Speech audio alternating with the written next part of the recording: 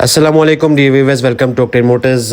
आज ऑक्टेन के पास जो गाड़ी आई हुई है उसका इंजन मिसफायर का इशू था और जब हमने कैटालिटिक कन्वर्टर देखा है तो ये काफ़ी अंदर से चोक्ड है और यू कैन से कि ये पिछले लास्ट 1 लाख किलोमीटर से कभी भी क्लीन नहीं हुआ। याद रखिएगा कि कैटालिटिक कन्वर्टर जो है वो एवरी 40,000 पे क्लीन होता है और हमेशा एक्सपर्ट से कराया करें। अगर एक्सपर्ट से नहीं कराएंगे तो मे बी पॉसिबल कि कैटालिटिक कन्वर्टर खुद डैमेज हो जाए।